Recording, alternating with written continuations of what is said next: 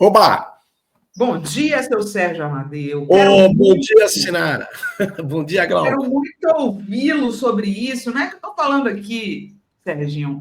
Começou de novo, né? Uma nova onda de fake news envolvendo uma mentira dizendo que o governo vai dar comida estragada para as pessoas, né? Eles partem de um ponto que é a história do Rui Costa ter dito que houve essa sugestão pela Associação de Supermercados que foi rejeitada pelo governo, certo? E eles estão dando como se fosse verdade, porque eles juntam com a história das carnes estragadas que os frigoríficos, provavelmente frigoríficos bolsonaristas, estão vendendo no Brasil. Agora, só para provocar aqui o Serginho, eu fiquei muito chocada com a resposta do Rui Costa, tá? O Carlito estava dizendo que o governo está sabendo rebater bem. Olha, discordo, viu? Coloca aí a resposta do Rui Costa, né? Quer dizer, ele falou o negócio lá e não falou nada demais, tá, gente? Mas já que ele foi envolvido, não dá para você. É aquele ali mesmo, Gui. Não dá para você aceitar isso aqui. Olha a resposta dele, Serginho. Rui Costa, ele botou um print no tweet dele falando: ainda analisaremos um amplo conjunto de propostas, mas existem sugestões que não fazem parte da cultura do Brasil e não vejo possibilidade de serem adotadas, incluindo a venda de alimentos não perecíveis com data de validade ultrapassada a preços menores. A venda de alimentos não perecíveis com data de validade vencida não é uma das medidas cogitadas pelo governo para baratear produtos, assim como o controle artificial de preços nunca teve desconto. É muito pouco, né? O cara tem que pelo menos gravar um vídeo, né, Sérgio? Que negócio é esse, gente? Então, Sinara e Glauco e todas e todos que estão aí nos acompanhando, então, eu quero resgatar uma questão que não é uma frase de efeito, eu tenho falado há muito tempo, temos várias pessoas escritas sobre isso, que é o seguinte: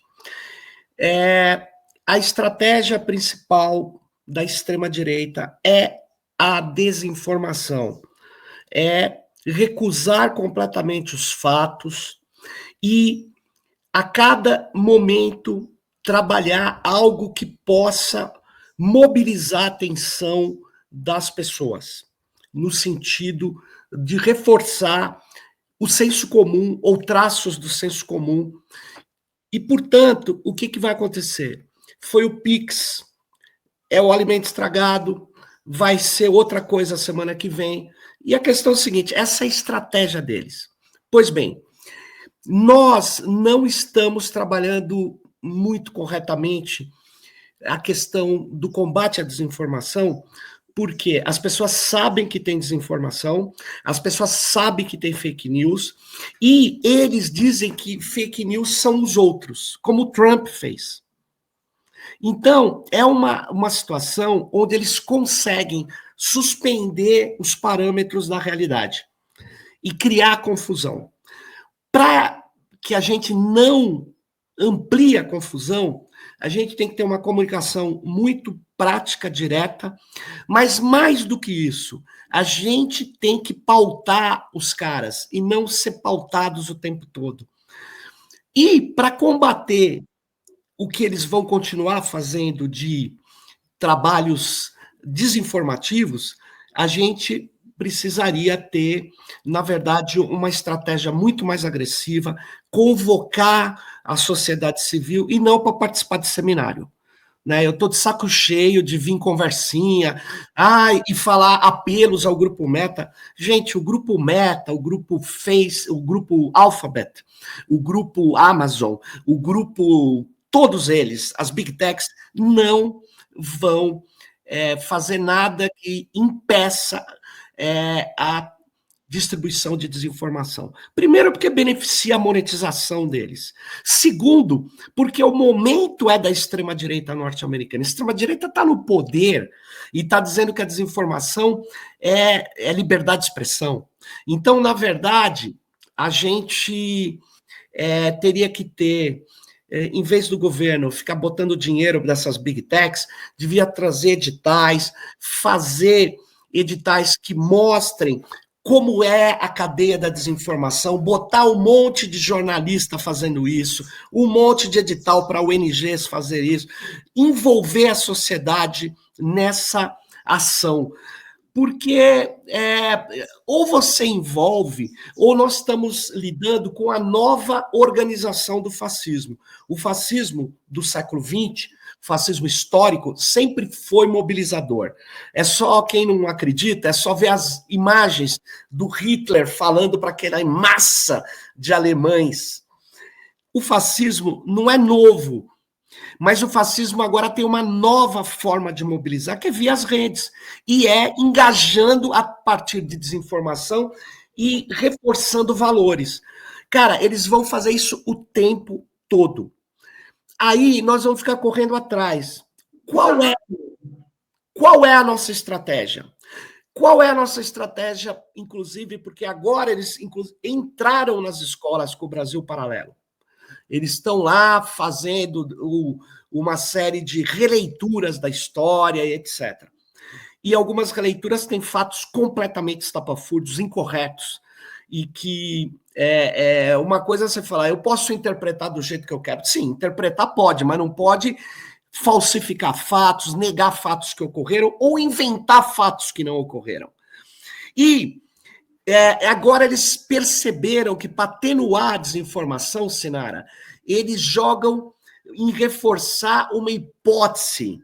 Então ele fala assim, existe a hipótese, gente, de no final do ano faltar dinheiro no caixa do governo e o governo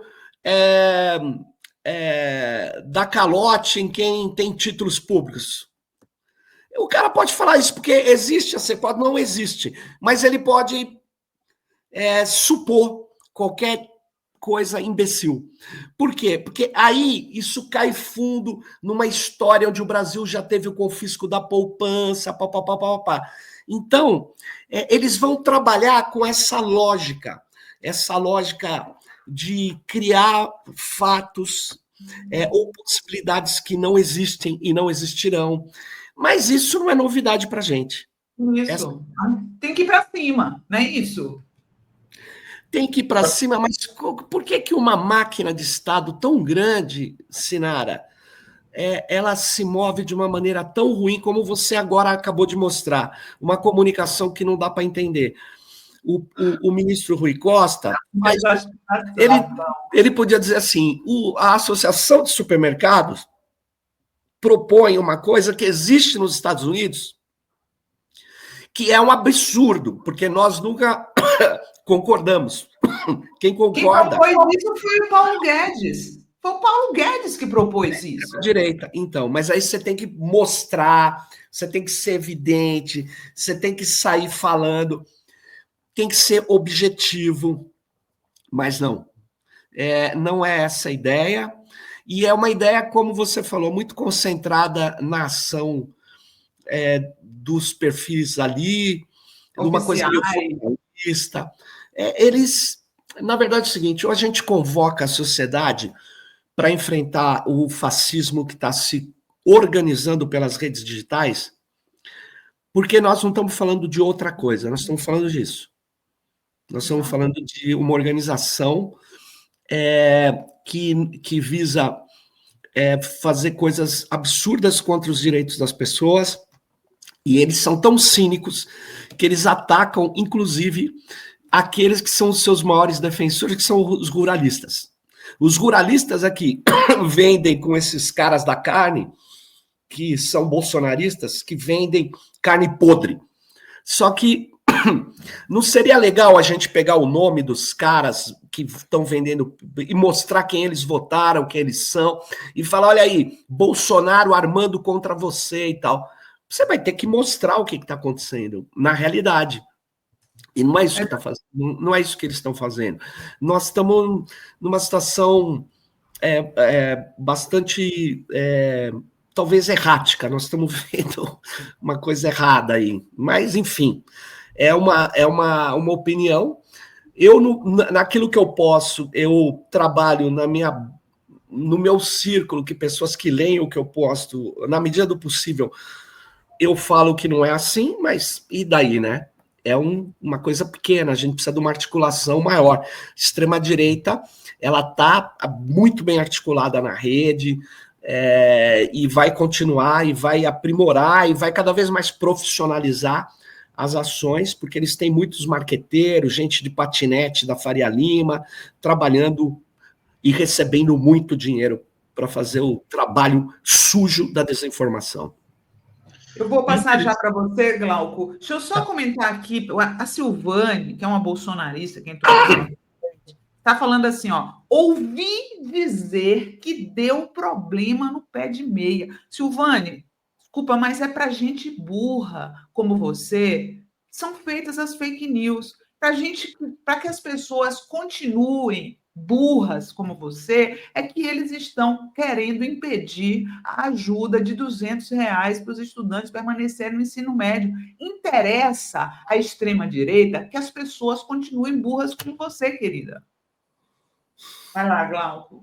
Agora, Sérgio, tem um aspecto da sua fala, né, que quando você diz que a extrema-direita, né, esse pessoal que produz fake news, eles se baseiam em senso comum. Só que, às vezes, o senso comum é construído, né? Porque quando a gente pega, por exemplo, essa questão da fake news do Pix, ele encontrou um terreno muito favorável para crescer, porque já tinha sido construída antes e continua sendo construída uma noção de que, por exemplo, o Fernando Haddad é um ministro que promove impostos, né? Tanto que tem o apelido do Taxade, que eles conseguiram emplacar na rede, e você vai construindo essa ideia falsa de que o Haddad é alguém que está sempre instituindo imposto, pensando numa taxa. Nós já vimos, inclusive, isso acontecer aqui na Prefeitura de São Paulo, quando a Marta era prefeita, pegou aquilo e ninguém sabe. Aí você pergunta, é mesmo, taxa? Me diz uma taxa que a Marta criou, né? E nada, a pessoa não tem como, porque a única que foi aventada a taxa de lixo não foi implementada,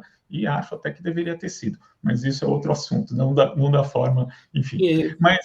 Mas Sérgio, então eu queria que você falasse a respeito disso, né? Porque o governo, ele como você falou, é sempre reativo, né? Vai ali na fake news, mas não teria que estar atento também nessa construção do senso comum, né?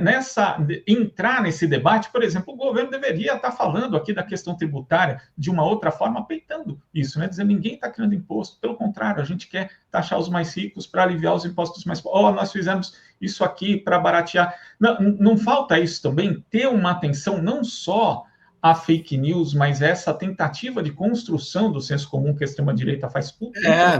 É o que eu tenho dito, a extrema-direita ela trabalha traços do senso comum. Tem muitas coisas no senso comum que são boas, são solidárias, são colaborativas. Por quê? Porque as pessoas muito pobres têm que se ajudar, e tem muitas questões solidárias do senso comum que a gente não explora. A extrema-direita explora aquilo que tem os traços de reacionarismo que constituem, né, o pensamento comum. Né? Inclusive, eu queria lembrar Hannah Arendt, né? O fascismo vem do homem comum, de traços desse homem comum, tá? E ela está falando isso, ela falava isso num país como a Alemanha, que tinha um alto nível cultural para a época e tal. Agora, você pega um país que tem uma dificuldade grande ainda de eliminar o analfabetismo, que tem uma dificuldade grande de ter um nível de ensino nas escolas boas, né? Boa, esse nível de ensino não é tão bom quanto poderia ser. Você tem ataques à educação transvestidos de que é moderno, né? Então você vê o que está acontecendo no Paraná, nós vamos ver a tragédia que vai ser o que esses caras estão fazendo, né? De um ensino completamente homogeneizado, um ensino que desconhece as realidades, a criatividade, a força das ideias que a nossa história e a nossa população tem. Mas eu estou falando isso porque nesse cenário a gente tem um problema que por exemplo, a extrema-direita, ela trabalha, então, o senso comum e, portanto, a ideologia, no campo da ideologia. E ela estimula traços desse senso comum e diz que todo mundo pode ter o comportamento que quiser, inclusive nas redes, mesmo que o que ela está propondo são estimular coisas irreais, coisas mentirosas, e traços que são valores que estão penetrados na cabeça de muita gente. Ela estimula isso o tempo todo. Então, ela não controla o comportamento, porque ela sabe que ao estimular isso, essa ideologia, esses traços, o comportamento será a favor dela. E o que a gente faz? A gente vai só no comportamento, a gente vai só na ação e deixa a ideologia para eles. Então, a gente não trabalha os traços fundamentais do senso comum que existem e que são traços que mostram que quando nós estamos solidários, nós podemos avançar mais. Eles não. O traço dessa direita extrema, trampista, bolsonarista, fascista, é que a desigualdade gera o progresso. Que as diferenças, a pobreza, faz com que aquele cara que está na miséria queira se fugir daquela condição. Como se isso fosse verdade. Como se o cara é miserável porque ele não quer fugir daquela condição. Umas coisas assim, que estão também no senso comum. E que a gente precisa mostrar que não, precisa retomar um trabalho ideológico, um trabalho importante do ponto de vista comunicacional. Mas só comunicação não vai nos salvar. Porque aí tem o problema, né, Glauco? O governo precisa ter políticas que mudem a vida das pessoas para valer. Você está falando, não, mas tem várias que estão melhorando. Sim. E aí ele talvez tenha que escolher elementos e alocar recursos ali e ir para cima. E sobre o Haddad é um gestor extremamente sério, competente, e ele só precisa tomar muito cuidado com proposições tecnocráticas que vêm de técnicos do governo, que muitas vezes essa proposição, em tese, é certa, mas a realidade é a seguinte, olha como aconteceu em São Paulo, né? A ideia de você colocar um IPTU, onde os ricos, os caras que têm dinheiro, os especuladores, paguem o que tenham que pagar, e eles não pagam, eles pagam bem baixo, e diminuir o IPTU para os mais pobres e para as camadas médias.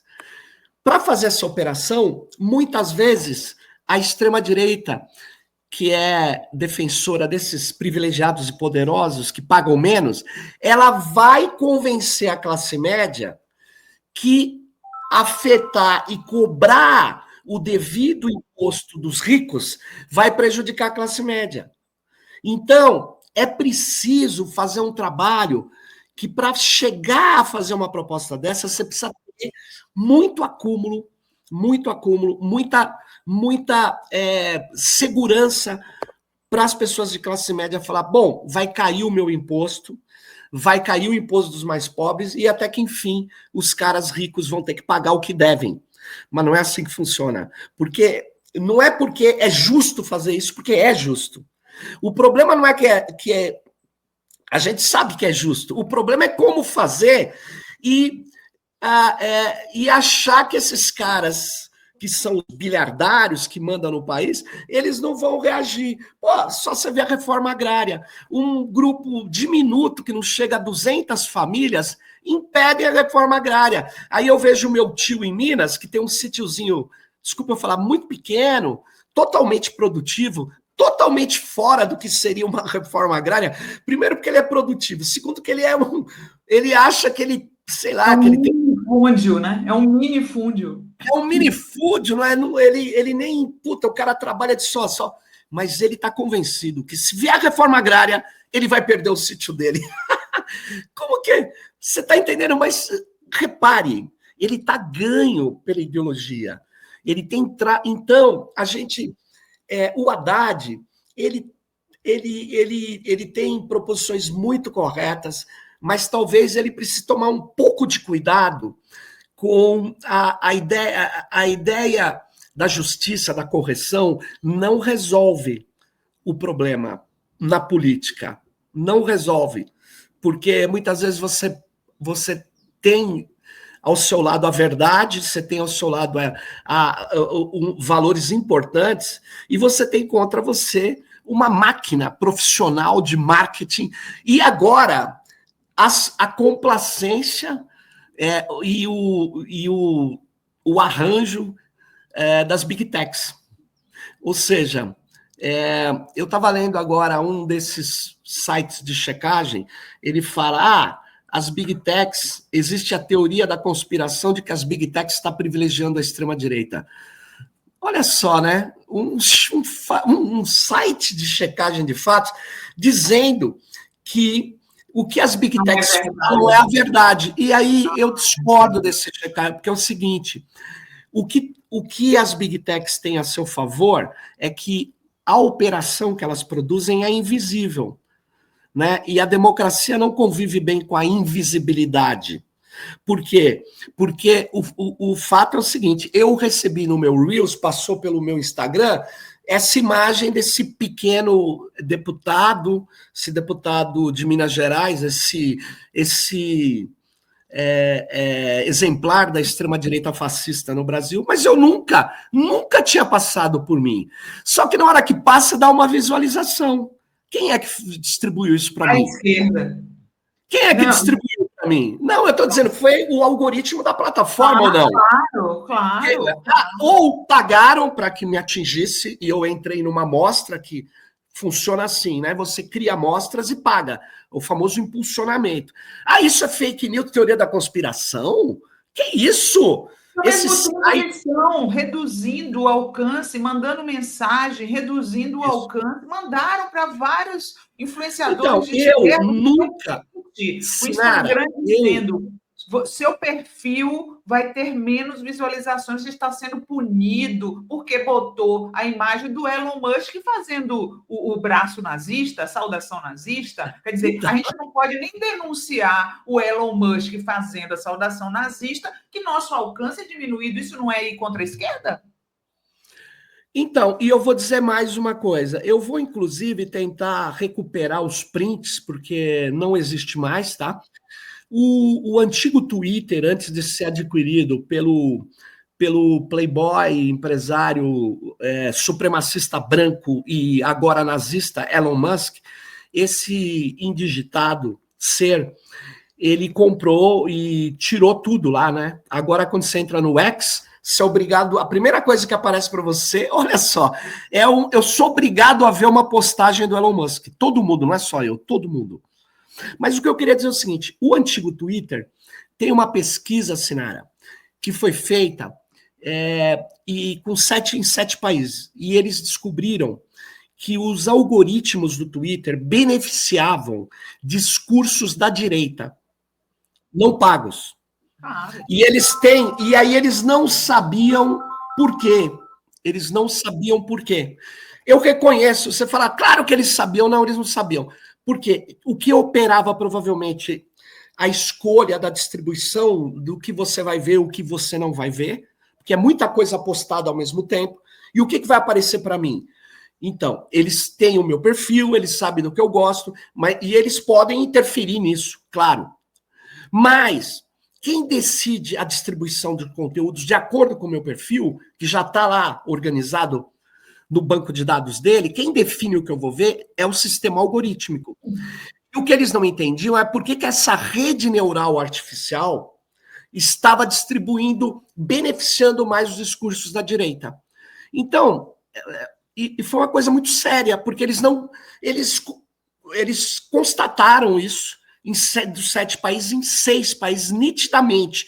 No 7º, não dava para constatar, mas também existia a hipótese. Então, eu quero dizer o seguinte, imagine agora o Twitter na mão do Elon Musk, como ele beneficia efetivamente, o sistema algorítmico dele é arranjado, como ele diz que faz, para beneficiar o discurso da liberdade. O discurso da liberdade, você sabe qual é? Não é de liberdade democrática, é o discurso dele poder aplicar as suas vontades, né? A vontade de quem tem poder econômico e dos norte-americanos. Então, na verdade, quando Zuckerberg, que tem o Facebook, já fazia um papelão. Quando eu postava uma imagem da questão palestina, ele mandava tirar, ele fazia censura, ele faz, na verdade, o controle, porque os algoritmos estavam indicados para fazer isso. Quem faz isso com os palestinos, por que não vai fazer isso para beneficiar a extrema-direita que agora está no poder nos Estados Unidos? Então, eu quero dizer o seguinte, isso é uma hipótese, E como nós não temos transparência e nem auditabilidade sobre as plataformas, eu digo que tem a hipótese, eles dizem que não tem. Então, você fala, mas Sérgio, você não pode falar isso. Posso, por quê? Eu tenho um podcast que chama Tecnopolítica. Aliás, quem quiser pode ir lá ver. Como as decisões tecnológicas têm muito de política embarcada nelas. Então, não são decisões neutras, são decisões que beneficiam grupos e prejudicam outros. Eu tenho um podcast que discute tecnopolítica. Pois bem, esse podcast, e eu tenho isso, quando eu vi ela poucas visualizações, eu impulsiono o conteúdo e eu recebia, no caso do YouTube, eu recebia uma mensagem. Você não pode impulsionar, sabe por quê? Porque o seu conteúdo viola a regra tal, tipo assim, conteúdo bizarro. Aí eu tenho as provas que eu fui bloqueado, mas eles não me avisavam. Eles só bloqueavam. E para eu provar que eu fui bloqueado, para você não falar, isso é conspiração, eu impulsiono, aí ele vem e diz que não pode. Quer dizer, eu já fui bloqueado, Sinara, por interferir na eleição da Índia. Você vê que é um erro do sistema de checagem deles, automatizado, que é um sistema algorítmico, mas eles fazem. Então, eles controlam palavras-chave, eles controlam o que a gente está... E aí eles podem bloquear o conteúdo. E eles não avisam. Então, não tem transparência nem no aviso. Então, essas plataformas, elas são o poder invisível. E aí eu quero lembrar o bom e velho jurista italiano, já falecido, infelizmente, Norberto Bobbio. Quero lembrar. A democracia não convive muito bem com poderes invisíveis. É isso aí. Serginho, eu tenho uma última pergunta para te fazer, mas antes eu quero comentar para vocês verem, né? Quando eu falo que é burrice, o bolsonarista é um misto de burrice com mau caratismo, porque às vezes eles sabem que a notícia é falsa e mesmo assim eles compartilham porque eles não têm caráter, tá? Então essa Silvânia que estava aqui, ela escreveu aqui, ó, governo Bolsonaro deu 93 de desconto para os alunos do FIES e agora no governo Lula os alunos estão desesperados, não sabem como pagar e perderam o interesse pelo FIES. Tudo mentira, já desmentida pelo governo. Peças de desinformação estão propagando um falso cancelamento de perdão de dívidas do FIES, tá? Então, assim, é tudo mentira que pessoas como a Silvane, por ser burra ou mau caráter, ou as duas coisas juntas, acreditam e espalham nas redes e o governo federal tem que ter expertise para poder ir para o ataque contra essas pessoas que estão aí organicamente, como a Silvane, espalhando mentiras nas redes, né? Eu queria, antes de você sair, Serginho, mudar de assunto aqui e comentar essa história do Zelensky. Não sei se você viu que o Zelensky, lá no Fórum Econômico Mundial, em Davos, ficou falando, dando uma de Vera Magalhães, né? E falando, Lula não é mais player, Lula não é mais player. E aí, hoje, o Trump deu-lhe uma sapecada no Zelensky, porque ele acha que ele vai ter alguma moral lá nos Estados Unidos. Ele não está com essa moral toda, né? Então, coloca aí, Gui, a notícia do Trump. Trump manda recado forte para Zelensky, não é um anjo. Em entrevista à Fox News, o presidente dos Estados Unidos questionou o papel de Washington no conflito, né? Deixa eu ler aqui para vocês. Matéria do Yuri Ferreira na Fórum. Em sua primeira entrevista direto do Salão Oval, Donald Trump criticou enfaticamente o presidente ucraniano Volodymyr Zelensky, que não é mais presidente, né? Tem um ano já que ele protelou a eleição e já está na categoria de ditador. A Fox News, o presidente dos Estados Unidos afirmou que o líder de Kiev tinha o poder de evitar o conflito que se estende desde fevereiro de 2022. E Zelensky, eu direi isso, ele quer resolver agora, ele já sofreu o suficiente, ele não deveria ter permitido que isso acontecesse também. Você sabe, ele não é nenhum anjo. Ele não deveria ter permitido que essa guerra acontecesse quando ele estava falando tão corajosamente assim. Agora, duas coisas aconteceram. Eles foram corajosos, mas nós demos a eles bilhões de dólares. Os Estados Unidos gastaram 200 bilhões de dólares a mais do que a Europa. Por que gastamos mais? Você sabe por quê? Porque Biden nunca pediu para a Europa gastar mais. Então, assim, o Zelensky, Serginho, não está com essa moral toda com o Trump que ele está dizendo, né? Está parecendo que quem não é mais player, sinceramente, está parecendo que é ele, viu? Então, eu concordo. Eu acho que o Zelensky, ele tá fazendo, ele é o grande responsável pela guerra. Ele sabia que não podia falar que a Ucrânia deveria integrar a OTAN, ser completamente submetida aos interesses da Europa e dos Estados Unidos. O próprio, antes de morrer, o Kissinger dizia, olha, eu acho que a gente não pode ficar mexendo ali na Ucrânia. Pô, é como os caras tentarem tomar o Canadá. Aliás, gozado, né? Porque quem quer tomar o Canadá hoje é o Trump. Na verdade, o Trump, ele sempre fez na campanha dele uma crítica ao gasto militar exagerado. Ele diz que não interessa aos Estados Unidos fazer isso. E, na verdade, o Zelensky depende totalmente dos recursos dos Estados Unidos e da Europa para continuar essa guerra. A guerra que o Zelensky trava é uma guerra de procuração, né? Então, há contradições, sim, dentro da OTAN, há contradições dentro do Departamento de Estado americano, é extremamente complexo o jogo. Os democratas, por exemplo, eles têm uma ligação forte com a indústria da guerra, só que agora o Trump também tem, via Big Techs, que tem inúmeros contratos militares agora. As Big Techs não são só arranjos de entretenimento e comunicação. As Big Techs hoje fazem parte da indústria da guerra. Então, o cenário é muito confuso. E, certamente, o Zelensky não está com essa bola toda. Porque, além de ser agora um governante de exceção, porque ele não se submeteu à eleição, ele é um cara que não tem uma solução para propor para o conflito. A solução que ele quer é uma solução imbecil, uma solução inaceitável. E, portanto, ele não tem bola nenhuma para jogar, ele não tem garrafa nenhuma para encher, ele tem o dinheiro da OTAN. E ele fica alimentando essa guerra de procuração, matando a juventude ucraniana, matando os russos, num confronto absurdo. Por quê? Porque ele quer, e eu quero lembrá-lo, ele é um dos líderes, quando começa a guerra, ele era um dos líderes da extrema-direita. Ele é um dos líderes da extrema-direita, e ele achava que quando o Trump ganhasse, a ideia dele ser de extrema-direita neutralizaria a outra proposição, que é mais dos republicanos, de tirar esses gastos militares de guerras de procuração. Então, de fato, ele não está com essa bola toda, não. Ele está muito mal, mas você vê, a OTAN ainda tem muita força. A OTAN eles querem reorganizar para ser hoje uma organização contra a China, né? É basicamente isso. Serginho, quero agradecer a sua presença aqui no nosso programa, como sempre, ótimo, viu? Volte sempre. Até mais, tchau. Meu Sérgio. Tchau.